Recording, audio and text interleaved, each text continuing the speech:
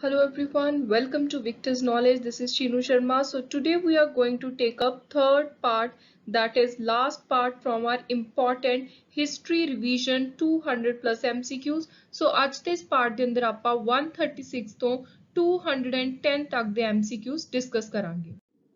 Also, I would like to share two important courses with you guys which I have launched recently. So as we all know that notifications release ਹੋਣੀਆਂ start ਹੋ ਗਈਆਂ 15 ਮਈ ਨੂੰ PSSB clerk ਦੇ ਜਿਹੜੇ exam ਹੈ gram ਸੇਵਕ the village development officer ਇਹ ਜਿਹੜੇ ਪੇਪਰ ਹੋਣ ਵਾਲੇ ਨੇ ਇਹਨਾਂ ਦੇ ਐਪਲੀਕੇਸ਼ਨ ਸਟਾਰਟ ਹੋ ਜਾਣਗੀਆਂ 23 ਮਈ ਤੋਂ ਐਕਸਾਈਜ਼ ਟੈਕਸੇਸ਼ਨ ਇੰਸਪੈਕਟਰ ਦੇ ਆਨਲਾਈਨ ਫਾਰਮ ਫਿਲ ਹੋਣੇ ਸਟਾਰਟ ਹੋ ਜਾਣਗੇ ਸੋ ਟਾਈਮ ਬਹੁਤ ਘੱਟ ਹੈ ਜੇ ਤੁਸੀਂ ਇਹ ਥੋੜੇ ਟਾਈਮ ਦੇ ਵਿੱਚ ਰੈਲੇਵੈਂਟ ਕੋਰਸ ਲੈਣਾ ਚਾਹੁੰਦੇ ਹੋ ਰੈਲੇਵੈਂਸ ਮਟੀਰੀਅਲ ਲੈਣਾ ਚਾਹੁੰਦੇ ਹੋ ਐਗਜ਼ਾਮ ਦੇ ਲਈ ਤਾਂ ਤੁਸੀਂ ਇੱਕ ਕੋਰਸ ਬਾਏ ਕਰ ਸਕਦੇ ਹੋ ਤੁਸੀਂ ਇਕੱਲੇ ਵੀਡੀਓ ਲੈਕਚਰ ਵੀ ਲੈ ਸਕਦੇ ਹੋ ਤੁਹਾਨੂੰ ਜਿਹੜੇ ਕੋਰਸ ਦੀਆਂ ਡਿਟੇਲਸ ਨੇ ਨੋਟਸ ਕਿਹਦੇ ਵਿੱਚ ਮਿਲ ਰਹੇ ਨੇ ਇੱਕ ਹੋਰ ਇੰਪੋਰਟੈਂਟ ਚੀਜ਼ ਹੈ ਜਿਹੜੇ ਵੀ ਸਟੂਡੈਂਟ ਐਕਸਾਈਜ਼ ਤੇ ਟੈਕਸੇਸ਼ਨ ਇੰਸਪੈਕਟਰ ਦਾ ਪੂਰਾ ਕੋਰਸ ਐਗਜ਼ੈਕਟ ਅਮਾਉਂਟ ਵਿੱਚ ਬਾਏ ਕਰਨਗੇ ਉਹਨਾਂ ਨੂੰ ਇਹ ਜਿਹੜਾ ਸਾਰਾ ਕੰਪਲੀਟ ਕੋਰਸ ਹੈ ਗ੍ਰਾਮ ਸੇਵਕ ਤੇ PSSB ਕਲਰਕ ਦਾ ਇਹ ਬਿਲਕੁਲ 100% ਡਿਸਕਾਊਂਟ ਦੇ ਨਾਲ ਫ੍ਰੀ ਮਿਲੂਗਾ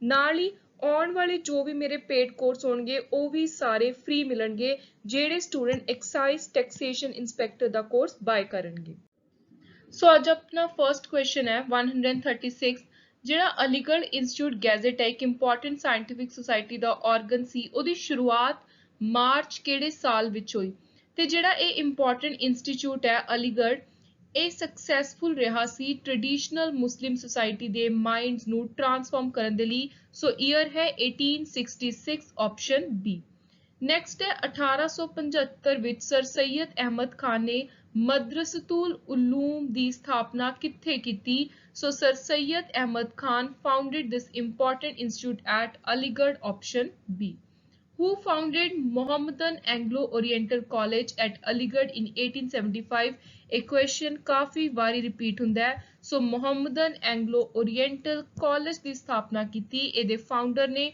ਸਰ ਸੈਯਦ ਅਹਿਮਦ ਖਾਨ ਸਰ ਸੈਯਦ ਅਹਿਮਦ ਖਾਨ ਦੀ ਡੈਥ ਕਿਹੜੇ ਸਾਲ 'ਚ ਹੋਈ ਸੀ ਸੰਡੇ 27 ਮਾਰਚ ਸੋ ਈਅਰ ਸੀ 1898 option B Wahabi movement very important movement related to Muslim religion Wahabi movement ਇਹਦਾ ਨਾਮ ਪਿਆ ਸੀ ਇਹਦੇ ਫਾਊਂਡਰ ਅਬਦੁਲ ਵਹਾਬ ਤੋਂ ਇਸ ਮੂਵਮੈਂਟ ਦੀ ਸ਼ੁਰੂਆਤ ਕਿੱਥੋਂ ਹੋਈ ਸੀ 18ਵੀਂ ਸੈਂਚੁਰੀ ਦੇ ਵਿੱਚ ਤੇ ਇਹ ਜਿਹੜੀ ਮੂਵਮੈਂਟ ਹੈ ਇਹਦਾ ਮੇਨ ਏਮ ਸੀ ਕਿ ਇਸਲਾਮ ਧਰਮ ਨੂੰ ਉਹਦੀ ਓਰੀਜਨਲ ਫਾਰਮ ਦੇ ਵਿੱਚ ਪ੍ਰਿਸਟੀਨ ਪਿਓਰਿਟੀ ਤੇ ਆਰਡਰ ਦੇ ਵਿੱਚ ਸੰਭਾਲ ਕੇ ਰੱਖਿਆ ਜਾਵੇ ਸੋ ਵਹਾਬੀ ਮੂਵਮੈਂਟ ਦੀ ਸ਼ੁਰੂਆਤ ਹੋਈ ਸੀ ਅਰੇਬੀਆ ਆਪਸ਼ਨ ਬੀ ਭਾਰਤ ਦੇ ਅੰਦਰ ਵਹਾਬੀ ਮੂਵਮੈਂਟ ਕਿਹਨੇ ਸਟਾਰਟ ਕੀਤੀ so in India Wahabi movement was started by sir Syed Ahmad of Raebareli battle of Balakot ਕਿਹੜੇ ਸਾਲ ਵਿੱਚ ਲੜੀ ਗਈ very important battle of Balakot ਲੜੀ ਗਈ ਸੀ 1831 option C so exact date ਸੀ 6 ਮਈ 1831 ਤੇ ਇਹਦੇ ਵਿੱਚ ਪਾਰਟੀਆਂ ਕੀ ਸੀ ਕਿਹਦੇ ਵਿਚਕਾਰ ਇਹ ਯੁੱਧ ਹੋਇਆ ਸੋ ਇੱਕ ਪਾਸੇ ਸੀ ਮਹਾਰਾਜਾ ਰਣਜੀਤ ਸਿੰਘ ਦੂਜੇ ਪਾਸੇ ਸੀ ਸੈਯਦ ਅਹਿਮਦ ਬਰੇਵਲੀ ਸੋ ਇਹ ਬਲਾਕੋਟ ਵਿੱਚ ਲੜਾਈ ਹੋਈ ਜਿਹਦੇ ਤੋਂ ਇਹਦਾ ਨਾਮ ਪਿਆ battle of Balakot Swami Vivekanand known in his pre-monastic life as monastic life ਤੋਂ ਪਹਿਲਾਂ ਸਵਾਮੀ ਵਿਵੇਕਾਨੰਦ ਦਾ ਜੋ ਅਸਲੀ ਨਾਮ ਸੀ by birth name ਉਹ ਸੀ ਨਰਿੰਦਰ ਨਾਥ ਦੱਤ ਆਪਸ਼ਨ A ਸਵਾਮੀ ਵਿਵੇਕਾਨੰਦ ਦਾ ਜਨਮ ਕਿੱਥੇ ਹੋਇਆ ਸੀ 12 ਜਨਵਰੀ 1863 ਨੂੰ ਸੋ ਇਹਨਾਂ ਦਾ ਜਨਮ ਹੋਇਆ ਸੀ ਕਲਕੱਤੇ ਵਿੱਚ ਇੰਪੋਰਟੈਂਟ ਆਪਸ਼ਨ ਸੀ ਸਵਾਮੀ ਵਿਵੇਕਾਨੰਦ ਦੇ ਫਾਦਰ ਦਾ ਕੀ ਨਾਮ ਸੀ ਜੋ ਇੱਕ successful attorney C with interest in a wide range of subjects. So Swami Vivekanand's father's name was Vishwanath Dutt option A. Who is the author of Social Background of Indian Nationalism?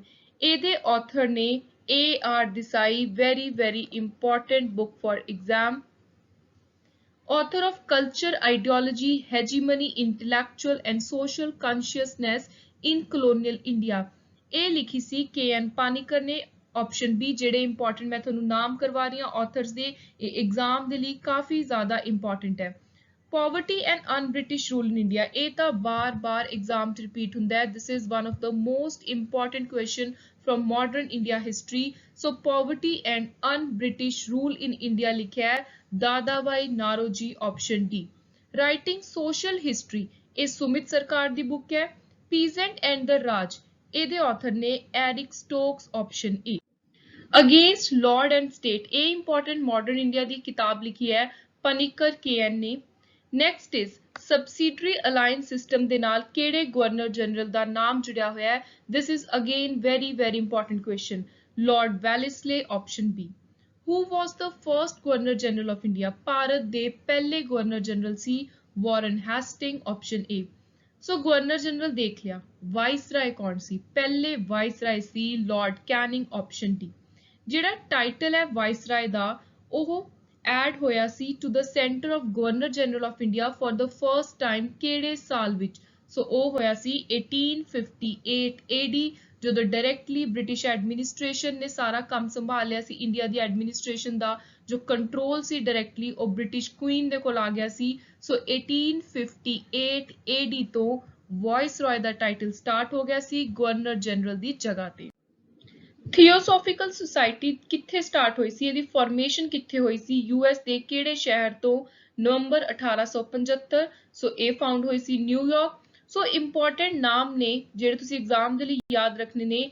New York 'ਚ ਜਦੋਂ ਥੀਓਸੋਫਿਕਲ society ਬਣੀ ਤਾਂ ਉਹਨੂੰ ਕਿਹਨੇ ਤਿਆਰ ਕੀਤਾ? ਸੋ ਉਹਦੇ ਪਿੱਛੇ ਸੀ ਕੰਟਰੀਬਿਊਸ਼ਨ ਹੈਲੇਨਾ ਬਲਵੈਟਸਕੀ ਦਾ, ਹੈਨਰੀ ਸਟੀਲ ਆਲਕੌਟ ਤੇ ਵਿਲੀਅਮ ਕੁਆਨ ਜੱਜ ਦਾ ਮੇਨਲੀ। ਕੁਝ ਸਾਲਾਂ ਬਾਅਦ ਆਲਕੌਟ ਤੇ ਬਲਵੈਟਸਕੀ ਇੰਡੀਆ ਆਏ ਤੇ ਇਹਨਾਂ ਨੇ ਇੰਟਰਨੈਸ਼ਨਲ ਹੈੱਡਕੁਆਰਟਰਸ ਕਿੱਥੇ ਖੋਲੇ? ਸੋ ਅਦਿਆਰ ਇਨ ਵਿਚ ਪ੍ਰੈਜ਼ੀਡੈਂਸੀ ਪਲੇਸ? ਸੋ ਉਹ ਸੀ ਮਦਰਾਸ। ਸੋ ਇੱਕ ਇਹਦੀ ਜਿਹੜੀ ਇੰਪੋਰਟੈਂਟ ਆਰਗੇਨਾਈਜੇਸ਼ਨ ਦਾ ਹੈਡ ਸੀ ਉਹ ਸੀ US ਦੇ ਵਿੱਚ। ਦੂਜੀ ਇਹਦੀ ਬ੍ਰਾਂਚ ਖੋਲੀ ਗਈ ਥੀਓਸੋਫਿਕਲ ਸੁਸਾਇਟੀ ਦੀ ਇੰਡੀਆ ਦੇ ਅੰਦਰ ਅਦਿਆਰ ਮਦਰਾਸ ਵਿੱਚ। Dash second president of Theosophical Society from 1907 to 1933 was described as Diamond Soul। ਕਿਹਨੂੰ ਡਾਇਮੰਡ ਸੋਲ ਕਿਹਾ ਜਾਂਦਾ ਸੀ? ਜੋ ਦੂਜੀ ਪ੍ਰਧਾਨ ਵੀ ਬਣੀ ਸੀ ਥੀਓਸੋਫਿਕਲ ਸੁਸਾਇਟੀ ਦੀ। So this is very very important name. ਇਹਨੇ Annie Besant, option A. Dash joined National Secular Society in 1874 ਤੇ ਇਹਨਾਂ ਨੇ ਫ੍ਰੀ ਥਾਟ ਰੈਡੀਕਲ ਮੂਵਮੈਂਟਸ ਦੇ ਲਈ ਕੰਮ ਕੀਤਾ MP ਦੇ ਵਿੱਚ। ਸੋ ਇਹ ਨੇ ਐਨੀ ਬਿਸੈਂਟ। ਇਹਨਾਂ ਨੇ ਨੈਸ਼ਨਲ ਸਿਕਿਉਰਿਟੀ ਸੈਕੂਲਰ ਸੁਸਾਇਟੀ ਨੂੰ ਵੀ ਜੁਆਇਨ ਕੀਤਾ ਸੀ 1874 ਵਿੱਚ। ਨੈਕਸਟ ਹੈ ਚਾਰਲਸ ਬ੍ਰੈਡਲਾਫ ਦੇ ਨਾਲ ਮਿਲ ਕੇ ਨੈਸ਼ਨਲ ਰਿਫਾਰਮਰ ਨੂੰ ਕੋ-ਐਡਿਟ ਕਿਹਨੇ ਕੀਤਾ ਸੀ? ਸੋ ਇਹ ਵੀ ਸੀ ਐਨੀ ਬਿਸੈਂਟ, ਆਪਸ਼ਨ ਡੀ। ਨੈਕਸਟ ਐਨੀ ਬਿਸੈਂਟ ਦੇ ਨਾਲ ਹੀ ਰਿਲੇਟਡ ਸਾਰੇ ਇੰਪੋਰਟੈਂਟ ਫੈਕਟਸ ਨੇ ਜੋ ਆਪਾਂ ਦੇਖਾਂਗੇ, ਕਿਉਂਕਿ ਐਨੀ ਬਿਸੈਂਟ ਇੱਕ ਇਹੋ ਜਿਹਾ ਨਾਮ ਹੈ ਜਦੋਂ ਵੀ ਆਪਾਂ ਮਾਡਰਨ ਇੰਡੀਆ ਹਿਸਟਰੀ ਕਰਦੇ ਹਾਂ ਤਾਂ ਇਹਨਾਂ ਦੇ ਨਾਲ ਰਿਲੇਟਡ ਡੀਟੇਲ ਕਰਨੀ ਬਹੁਤ ਜ਼ਰੂਰੀ ਹੈ, ਕਿਉਂਕਿ ਇੱਕ ਕੁਐਸਚਨ ਡੈਫੀਨੇਟਲੀ ਤੁਹਾਨੂੰ ਪੇਪਰ 'ਚ ਐਨੀ ਬਿਸੈਂਟ ਦੇ ਨਾਲ ਰਿਲੇਟਡ ਦਿਖਦਾ ਹੀ ਦਿਖਦਾ ਹੈ। ਸੋ this person is very very important from modern India history. Dash was prominent in labor and socialist movement, a member of Fabian Society, Social Democratic Federation and took an active part in trade union work. So ਇਹ ਕੌਣ ਸੀ? ਐਨੀ ਬਿਸੈਂਟ। ਇਹਨਾਂ ਨੇ ਬਹੁਤ important ਯੋਗਦਾਨ ਸੀ, ਇਹਨਾਂ ਦਾ role ਨਿਭਾਇਆ labour ਤੇ socialist movement ਵਿੱਚ। ਐਨੀ ਬਿਸੈਂਟ ਨੇ ਕਿਹੜੇ ਸਾਲ ਵਿੱਚ ਥੀਓਸੋਫਿਕਲ ਸੁਸਾਇਟੀ ਜੁਆਇਨ ਕੀਤੀ ਸੀ? ਤੇ ਇਹ ਥੀਓਸੋਫਿਕਲ ਸੁਸਾਇਟੀ ਦੀ ਸੈਕੰਡ ਪ੍ਰੈਜ਼ੀਡੈਂਟ ਸੀ। ਸੋ ਇਹਨਾਂ ਨੇ ਜੁਆਇਨ ਕੀਤੀ 1889 21 ਮਈ। 1893 ਵਿੱਚ ਕਿਹਨੇ ਰੈਪਰੈਜ਼ੈਂਟ ਕੀਤੀ ਸੀ ਸ਼ਿਕਾਗੋ ਦੇ ਵਿੱਚ theosophical society at world parliament of religion? Very very important. ਇਹ ਇੱਕ ਦੋ ਕੁਐਸਚਨ ਵਿੱਚ ਰੀਸੈਂਟਲੀ ਪੁੱਛਿਆ ਵੀ ਗਿਆ ਸੀ। ਸੋ 1893 ਵਿੱਚ ਐਨੀ ਬਿਸੈਂਟ ਸੀ ਜਿਨ੍ਹਾਂ ਨੇ ਇੱਕ ਵਰਲਡ ਪਲੇਟਫਾਰਮ ਉੱਤੇ ਥੀਓਸੋਫਿਕਲ ਸੁਸਾਇਟੀ ਨੂੰ ਰੈਪਰੈਜ਼ੈਂਟ ਕੀਤਾ। 1893 ਦੇ ਵਿੱਚ ਹੀ ਕਿਹਨੇ ਇੰਡੀਆ ਦੇ ਵਿੱਚ ਲੈਂਡ ਕੀਤਾ, ਕੰਟਰੀਜ਼ ਟੂਰ ਕੀਤਾ, ਤੇ ਇਹਨਾਂ ਦੇ ਨਾਲ ਸੀ HS ਆਲਕੌਟ। And by her splendid presentation of Indian philosophy and her undisguised personal preference for Indian spiritual heritage, ਇਹਨਾਂ ਨੂੰ orthodox Brahmins ਦੀ theosophy ਦੇ ਵਿੱਚ support ਮਿਲੀ। So ABC any ਬਿਸੈਂਟ, option A. Who founded Central Hindu College and College in Banaras, now Varanasi? So ਇਹ important school ਤੇ college ਖੋਲਿਆ ਸੀ ਬਨਾਰਸ ਦੇ ਵਿੱਚ ਐਨੀ ਬਿਸੈਂਟ ਨੇ। ਇਹ ਕੁਐਸਚਨ ਵੀ ਕਾਫੀ ਵਾਰੀ ਪੇਪਰ 'ਚ ਆਉਂਦਾ, ਮੈਚ ਦੀ ਫੋਲੋਇੰਗ 'ਚ ਆ ਜਾਵੇ, ਤੁਹਾਨੂੰ ਕਰੈਕਟ ਇਨਕਰੈਕਟ ਸਟੇਟਮੈਂਟ 'ਚ ਆ ਜਾਵੇ। So this is again very important fact to remember. So next ਹੈ ਸਾਰੇ ਕੁਐਸਚਨ ਵੀ ਐਨੀ ਬਿਸੈਂਟ ਦੇ ਨਾਲ ਰਿਲੇਟਡ ਇੰਪੋਰਟੈਂਟ ਫੈਕਟਸ ਨੇ। 1907 ਵਿੱਚ ਜਦੋਂ ਕਰਨਲ HS ਆਲਕੌਟ ਦੀ ਡੈਥ ਹੋ ਗਈ, then Dash became second international president of Theosophical Society. So ਇਹ ਫੈਕਟ ਆਪਾਂ ਨੇ ਪਹਿਲਾਂ ਵੀ ਕੀਤਾ ਹੈ. So second international president ਬਣੀ ਸੀ Annie Bessent option A. A study in consciousness ਕਿਹਨੇ ਲਿਖੀ ਹੈ? ਇਹ important work ਹੈ ਐਨੀ ਬੇਸੈਂਟ ਦਾ. Esoteric Christianity ਕਿਹਨੇ ਲਿਖੀ ਹੈ? Again by Annie Besant. Adyar bulletin ਜਿਹੜਾ 1929 ਤੱਕ ਚੱਲਿਆ ਕਿਹਨੇ ਸਟਾਰਟ ਕੀਤਾ? ਅਧਿਆਰ ਬੁਲੇਟਿਨ ਸਟਾਰਟ ਕੀਤਾ ਐਨੀ Bessent. A period in Dash life began in 1930 when she became active in Indian politics, gave a lead by claiming home rule for India. Bharat ਦੇ ਅੰਦਰ home rule ਕਿਹਨੇ start ਕੀਤੀ ਸੀ 1913 ਤੋਂ ਬਾਅਦ ਉਹਦੇ ਚ ਐਕਟਿਵ ਪਾਰਟਿਸਿਪੇਸ਼ਨ ਕਰਕੇ. ਸੋ ਇਹ ਸੀ Annie Besant option C. Who started Young Men's Indian Association in 1914? ਇਹ ਇੰਪੋਰਟੈਂਟ ਜੋ ਮੈਂ ਵਰਕ ਕਰਵਾ ਰਹੀ ਹਾਂ, ਐਸੋਸੀਏਸ਼ਨਸ ਕਰਵਾ ਰਹੀ ਹਾਂ, ਐਗਜ਼ਾਮ ਦੇ ਲਈ ਤੁਸੀਂ ਇਹਨਾਂ ਨੂੰ ਰਿਵਾਈਜ਼ ਜ਼ਰੂਰ ਕਰਕੇ ਜਾਣਾ ਹੈ because these are very very important and most commonly asked question in exam. So Young Indian Association men ਦੀ 1914 ਚ ਐਨੀ ਬੇਸੈਂਟ ਨੇ ਸਟਾਰਟ ਕੀਤੀ. ਜਰਨਲ ਕਾਮਨਵੈਲਥ ਬਾਰ-ਬਾਰ ਐਗਜ਼ਾਮ ਪੁੱਛਿਆ ਜਾਣ ਵਾਲਾ ਕੁਐਸਚਨ, ਕਾਮਨਵੈਲਥ ਦੀ ਸ਼ੁਰੂਆਤ ਕੀਤੀ ਇਸ ਜਰਨਲ ਦੀ ਐਨੀ ਬੇਸੈਂਟ. ਇੱਕ ਹੋਰ ਇੰਪੋਰਟੈਂਟ ਜਰਨਲ ਹੈ ਨਿਊ ਇੰਡੀਆ, ਇਹ ਵੀ ਸਟਾਰਟ ਕੀਤਾ ਸੀ ਐਨੀ ਬੇਸੈਂਟ ਨੇ. ਆਰੀਆ ਮਹਿਲਾ ਸਮਾਜ ਪੂਨੇ ਵਿੱਚ ਕਿਹਨੇ ਖੋਲੀ, ਕਿਹਨੇ ਫਾਰਮ ਕੀਤੀ? ਸੋ ਇਹ ਕੀਤੀ ਰਮਾਬਾਈ ਸਰਸਵਤੀ ਆਪਸ਼ਨ ਏ.